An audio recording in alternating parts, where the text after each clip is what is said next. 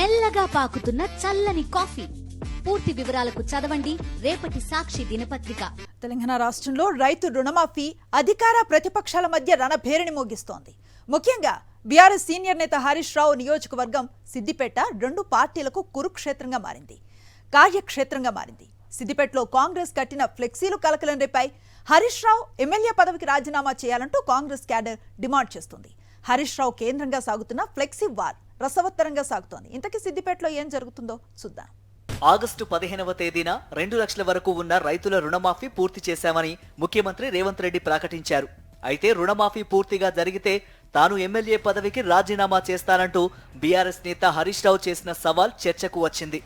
రుణమాఫీపై CM Revanth Reddy ప్రకటన తర్వాత సిద్దిపేట పట్టణంలో హరీష్ రావు రాజీనామా చేయాలంటూ కాంగ్రెస్ నేతల ఆధ్వర్యంలో ఫ్లెక్సీలు వెలిశాయి.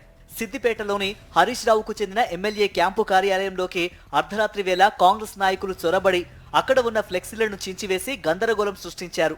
దీంతో ఒక్కసారిగా అర్ధరాత్రి హైడ్రామా చోటు చేసుకుంది. హరీష్ రావు రాజీనామా చేయాలంటూ కాంగ్రెస్ పార్టీ పట్టణంలో ఏర్పాటు చేసిన ఫ్లెక్సీలను బీఆర్ఎస్ పార్టీకి చెందిన కొంతమంది నాయకులు చించివేయడంతో ఇరు వర్గాల మధ్య ఘర్షణ మొదలైంది. సిద్దిపేట పట్టణంలో గతంలో ఎప్పుడూ ఇలాంటి దాడులను చూడలేదంటూ తన క్యాంపు కార్యాలయంపై జరిగిన దాడిని మాజీ మంత్రి హరీష్ రావు తీవ్రంగా ఖండించారు. ఇటువంటి చేష్టలతో తమను భయపెట్టలేరని హరీష్ రావు కౌంటర్ ఇచ్చారు. మాజీ ప్రధాని రాజీవ్ గాంధీ జయంతి సందర్భంగా సిద్దిపేట పట్టణంలో కాంగ్రెస్ నేత మైనంపల్లి హనుమంతరావు రుణమాఫీ అభినందన ర్యాలీ నిర్వహించారు. ఇదే సమయంలో ఎమ్మెల్యే క్యాంపు కార్యాలయంలో రైతు రుణమాఫీ కాని గ్రామాలలో పర్యటనపై బీఆర్ఎస్ నాయకులు సమావేశం ఏర్పాటు చేశారు. రైతు రుణమాఫీకి సంబంధించి అధికార కాంగ్రెస్ బీఆర్ఎస్ పార్టీలు పోటాపోటీగా సమావేశాలు ఏర్పాటు చేయడంతో సిద్దిపేటలో ఉద్రిక్త వాతావరణం నెలకొంది. పట్టణంలో ఎలాంటి ఘర్షణలు జరగకుండా చూసేందుకు పోలీసులు చాలా శ్రమించారు. మాజీ మంత్రి ఎమ్మెల్యే హరీష్ రావు టార్గెట్ గా సిద్దిపేట నియోజకవర్గమే కేంద్రంగా కాంగ్రెస్ పార్టీ రాజకీయాలు చేస్తూ ఉండటం హాట్ టాపిక్ గా మారింది. గతంలో ఏనాడు సిద్దిపేటలో బీఆర్ఎస్ వ్యతిరేకంగా ఆందోళనలు, పోటీ సమావేశాలు జరగలేదు.